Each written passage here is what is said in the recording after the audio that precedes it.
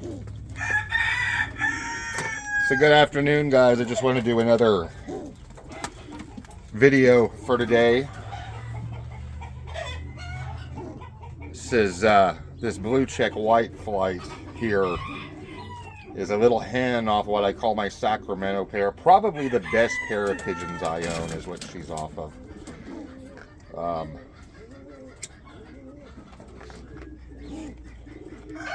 She is basically down from old Bold Ruler blood, who was one of the top Jansen blooded stock cocks back in the 1990s.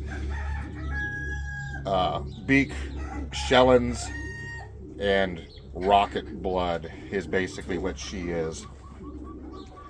And like I said, she is off my number one pair. And my number one pair, they were both AU Hall of Fame young birds. I talked about them in the video of the babies that are going to the Martinez one loft race. This is one of their older sisters that I stocked. This was from my first round from that pair. She's not my my best pick out of all of them. I have the other hen over on the half brother of the Sacramento pair cock. But she is the second one. And one of the things I wanted to talk about is stalking pigeons from the ground. And I do a lot of stalking from the ground. And I'm going to tell you why I do that. And the main reason I do it is you can spend a lot of money getting into racing. On average, if you go out and you buy your pigeons and you don't have the benefit of a local club helping you or making good friends who send you birds and help you out when you start, which most clubs, they will help the new members. If you're totally green and you go to your local club, 90% of the time you're going to get help with birds, with mentorship, probably other things. But if you're somebody who's really serious about racing and you actively invest in your breeding, basically your breeding team, and you're always looking to improve and to get the best you can spend quite a bit of money doing this. Average racing pigeon on an auction like iPigeon or pigeon auctions, you can expect to pay after shipping for a very average pigeon out of good bloodlines that is pedigreed, but not necessarily a proven stock bird or a proven racer. You're probably going to spend in the range of $250 to $400 per bird. So, needless to say, if you get a good start, let's say 10 pair of pigeons, well, you've got a pretty, when you count your loft and feed and mineral and things like that, and equipment and bands and your clock, you're going to have quite a few $1,000s into your pigeons, even with a very mundane start. I've personally probably spent in the neighborhood over the last few years of probably, I don't know, $60,000 investing into my racing. And that doesn't even count one loft entries. That's literally stock birds. It's loft equipment, shipping, feed, mineral, things like that. Clock, club dues, racing fees, here locally.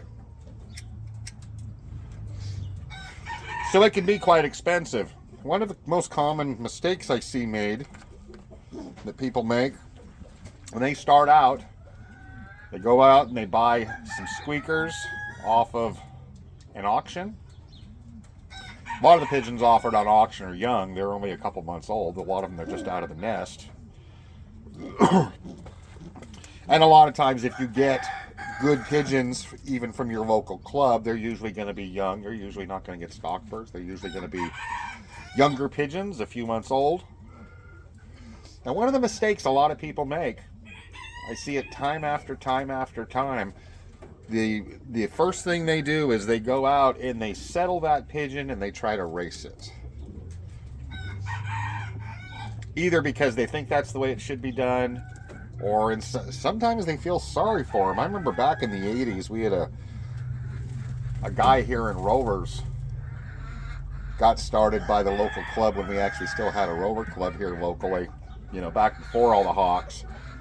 And he was given 4 or 5 pairs of pigeons to start with.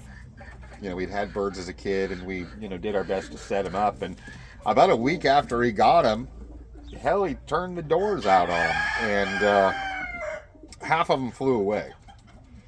They were mature pigeons, and they flew away. And these were going to be his stock birds. And needless to say, it was kind of definitely a rookie error, but you'd be surprised how many people, even if they're not rookies, continue to do it. They buy pigeons off of good stock birds, and they fly them because that's what they're taught to do, and they lose them. And, there went, $300 or $400. Friend of mine, he's done that. And I don't do that. If I buy a pigeon in, it's a prisoner. I'm not going to fly that pigeon. It is there for breeding purposes, especially if it comes from somebody who is successful and notable and doing me a favor. It becomes a stock bird, and it's a prisoner for life at that point. The other mistake people make is they get a good stock pigeon, a proven one, and they buy it, or it's given to him, or it's loaned to him, or however they come across the bird. And they take all the babies, and they fly them all. Now, flying pigeons is tough these days. I fly in the same location that my grandfather raced from back in the 60s. And in those days, they didn't lose a lot of pigeons. Even though he kind of did things crazy. He was a really busy man. He was a house painter for a living, and how he trained his pigeons for the most part, he would basically take them on the job, and half his job, it was, the opposite direction of the race course. Sometimes his first toss was 60 miles. Because he'd go to the coast, and that would be his first toss, would be a 60-mile toss for a pigeon that was, had been flying 2 or 3 months, was maybe 4 months old. And then almost immediately, once it had done there, he would go south for his work in the summers, and hell, in the middle of the summer, he would 300 or 400 miles. And he didn't lose many pigeons. He never did well racing because he was always training. Keep in mind, he was going the opposite direction of the course. They flew from the east in those days. Well, he was going due south. He was taking I-5 all the way down into Southern California and all that. And that's where he was tossing from, 300 or 400 miles south of here. And needless to say, strangely enough, he didn't lose a lot of pigeons. Now, today, it's a lot different. I lose a lot of pigeons, and everybody in my club loses a lot of pigeons. Our race secretary this year, he has to sit out racing for this year. He started training a couple months ago. I think it wasn't even a couple months ago. It was in January. Started training. He had 62 old birds. These were his proven birds. These were not babies. These birds had been on the road. A lot of them had raced. He had 62 birds he started with. A couple days ago, he sent us a group text, and he said, I'm still going to be secretary, but he says, I'm not going to race this year. And everybody went, what are you doing? How come? And he said, I've only got 14 left. That even though these birds were well trained and had been down the road, and hell, I don't know, if some of them may have been some of his winners for that matter, because he does all right. But he lost a whole bunch. He lost, over 50 pigeons, or damn near, when it came down to it. And that's before he even gets, close to where the race stations are as far as training, and we're still 2 months, almost 2 months away from race season, and he's down to 14 pigeons. So it's tough, and this kind of happens here a lot locally, that people lose a lot of pigeons. I lost a whole bunch, last year and the year before. I went into last racing season. I had 6 left, and then I lost those. It's tough out there, and it's not explainable. I mean, some of it's the birds of prey, but there seems to be other factors involved that today, most fanciers, we lose more pigeons than the old timers did. Some of it's hawks, power lines, stuff like that. But I think a lot of it, it's 5G and solar storms and things of that nature that we can't control. And with that in mind, if you obtain a good pigeon, a good stock pigeon, and you fly all of its babies, you could end up in or immediately send them all off to the OLRs or put them on your race team. And if you fly every one of them, there's a high chance that that pigeon, even though it may be the best pigeon you own, may not contribute to the genetics of your loft. Because you may just, because there's things here beyond our control, and people lose a lot of pigeons and things happen, and it's not necessarily just the pigeon. There's, during the one loft races, every year there's pigeons that have placed well or even in first place in a race that as you get further out, sometimes on the same course, they suddenly go missing. They're never seen again. The cockbird I sent to the different cockbird I sent to Little Loft on the Hill last year, he was a bit of a bigger pigeon, a splash, and he'd done pretty well. He was outperforming all the other cocks in the loft, and he'd done all right. He had, he was, not 8th and 9th and 10th in the club, and he had, 25th in the combine. So he wasn't, exceptional, but he had done all right. I was hoping to get that pigeon back. He went missing on a 50-mile trainer. He'd already been down the course. He'd already been out, 250 miles. He'd been there, but for some reason, 50 miles out, him and another splash bird, they both went missing. And you just never know what's going to happen. And that bird was off of a pair that later died from the adeno last year. So there's none, so I was really hoping to get that cock back, but he got lost on the race course. So now there's nothing left from that pair. And I had high hopes for that pair, and there's nothing left of them. And that can happen to you. That you can have a really good pigeon, and if you risk your pigeons by flying them, which, I mean, this is this sport we are in, is we are flying pigeons, and we are risking them. But if you risk them all, and you put all your eggs in one basket, by buying into the, I've got to fly it, I've got to race it before I do anything. If you do that completely, there's a chance you're not going to have any pigeons off of a good stock pigeon left. And that's the reason I stock from the ground. If I have a good pair, before, and they're a proven pair, like my Sacramento pair, like the good pair of Port Vliets I have a couple of other birds here. I have a wonderful Louis Corman's hen. She is one of the last birds that is probably still living that Louis Corman's actually bred. She is a good proven stock hen. I stock pigeons off of those pairs from the ground, and I don't, if I know they're producers, I do not risk them until I have enough that I can risk them. Like with the Port Vliet pair, as an example, I've now got 2 on my race team. There's 2 going to Apple Cup on Monday, and there's the next round behind them. They're going to go to Southern Belle. So that's 6 of them going to be risked. But I already have 6 put away, because that's a good pair, and I want to make sure I insulate myself for the future, that if I have something good, I want to make sure I have some of it, that I'm not just risking it away, because things happen, and there's things that happen that are beyond your control. I've mentioned in the past my late aunt bred dog. She was a very, very top breeder, and there's kind of an interesting story that one of the last things she achieved near the end of her life, she used to set what she called 100-year goals, and she was very much into goal setting as far as her breeding. And one of the goals she had was she wanted to win the Westminster Kennel Club show. And she did.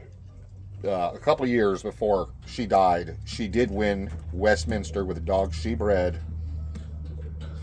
And the interesting story about that dog is, when I was younger, I actually owned the grandmother of that dog that won Westminster. It was my dog. And me and my aunt bred a couple litters off the dog. In the last litter, while my bitch was in whelp, we had went away to a dog show, had basically went out of town for a couple days, and on the second day we got a call from one of my cousins, and he said, "Oh my God, your pregnant bitch got out of the run as I was taking her out, got away from me, and I don't know where she's at." And for a couple weeks, we went through all this. It seems funny in hindsight, but it was very stressful at the time. For a couple weeks, we were looking everywhere for this dog. We had reward posters up everywhere. We were calling all the vets. We were calling the pound. We were calling them every day. Basically looking for our dog that is, she's about to pop, in about 3 weeks. She's going to have puppies. And with that breed, you have to have C-sections for them. They're not going to free whelp. And we were fortunate to get her back. That we ended up getting a call from a guy who was 2 or 3 houses away from where the dog escaped. And he said, "Oh, is there still a reward for this dog?" And, "Oh, I'll keep my eyes out. And how much is the reward?" And blah, blah, blah. And he called 2 or 3 times asking about the reward money. And my late grandmother was a very shrewd woman. And she suspected he had her, which it turns out he did. That she had wandered into her backyard, and he was apparently unemployed at the time. And he gets what he identifies as a very nice looking, pregnant, purebred dog, wanders into his backyard. So he kind of saw a jackpot. And my grandmother was almost an overly honest woman. But she bluffed him. She actually told him, "Oh, she's going to have a C-section. It's really important that we get this dog back because she's going to have a C-section. She has to have a C-section to have those puppies. And there's probably only one puppy, we think. And it's going to cost $4,000 to do the C-section when it's all said and done." And she said, but we have a good reward." Well, about 2 days later, we hear from the guy, and he goes, "Oh, your dog just wandered into my backyard." He had her the whole time. But needless to say, we got the dog back in time to have the puppies. He got a little reward. I mean, it wasn't that little. It was like $500, which was, fairly substantial, and apparently, a good chunk of money to him at the time. But the interesting thing is that the puppy that was born out of that bitch, she was the mother of the Westminster dog that reached my aunt's goals. That puppy that would have died, and so would the mother have if there hadn't been a C-section. That puppy wouldn't have been born, the Westminster champion. Basically just because of happenstance.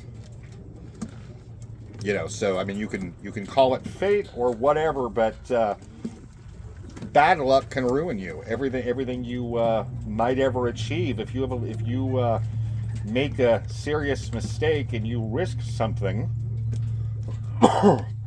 At the time when we went away to the show, I thought maybe I shouldn't, go away for the show. That maybe somebody should have been here to, keep an eye on the dog, and instead, trusted my cousin, and she got away from him, and he was devastated. He was not happy with himself, but it was an accident.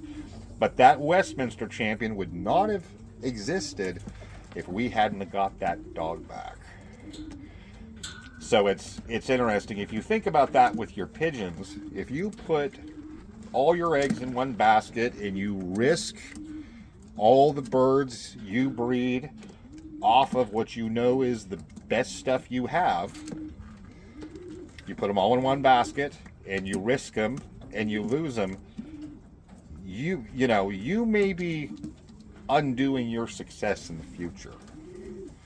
So like with this little hen, off my number one pair, this little blue check, off my Sacramento pair, she has 4 full siblings that are OLR winners, and they're the only 4 off of that pair that have been raced. So they have a 100% success rate in one loft racing.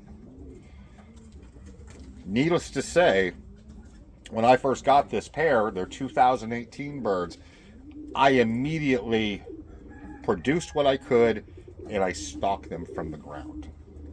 And I put them away. I have her, and I have a couple more sisters, and I have a son also. So no matter what happens, the cockbird goes sterile suddenly, or the hen stops laying eggs, or one of them gets out and flies off, or something happens that they don't produce anymore, I've still got pigeons off the really good pair. So, you know, going forward, you know, that is my advice, even though it is, you know, highly recommended to test your birds in the air and to stock your best performers. Don't put your eggs in one basket. Make sure that you insulate yourself going forward, that you have enough before you start engaging in a lot of risks. So all my pigeons that I consider my best, when I bought them, they were proven stock birds. I made sure I stocked 3 or 4 rounds off of each pair. And obviously my breeding is you know, my breeding infrastructure is a lot bigger than most people's. You know, most people don't have a lot of space. They have limits to what they can do. They have, you know, 1 or 2 lofts. They're relatively small lofts. They have space for, you know, maybe 20 stock pigeons or so. You know, so with that in mind, you know, even if you have a small loft, still consider, you know, putting away babies from your best birds. Make sure you protect your future, because as happened with the dog, you never know what could have been if you lost it. So needless to say, that's it, guys. But that is the reason I stock pigeons from the ground, and it is also the reason that you should stock pigeons from the ground. And let me tell you something, after nearly 50 years as a breeder with pigeons and poultry and other stuff, let me tell you something, they do not breed any better after you fly them than they bred before you flew them. They're either breeders or they're not breeders. You can have the best race bird in the world, doesn't mean it's going to produce more of them. You know, so at day's end, you need to test all your potential stock birds out to the extent that you can to look for the producers. And when you have a good producer, you work it. That's what the late J. Leroy Smith, who was probably one of the best scientific pigeon breeders that ever lived, used to say.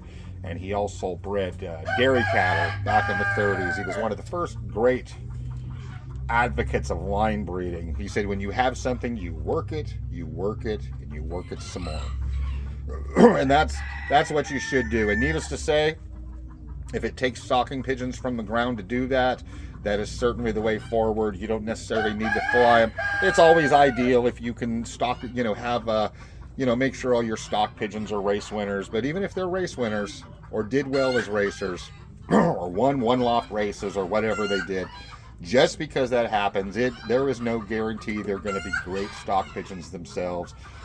You have to breed them and test the offspring. And if you see it with that in mind, it's better to insulate yourself and stock pigeons from the ground. Use them their first year as breeders, test them out good, fly their babies. You know, because at the end of the day, if you think about how long it takes to breed pigeons generationally, you know, it takes 2 or 3 years to make a couple generations, you know, just growing them up, testing them out. And needless to say, you know, it takes time, and time is something we're all losing when it comes down to it. That's true whether it's us or your pigeons. We're not going to live forever, and neither will your birds. So take advantage of what you have right now, and make sure you protect the best pigeons you own going forward. Put them away. Don't take risks until you can afford to take the risks. So that's it, guys.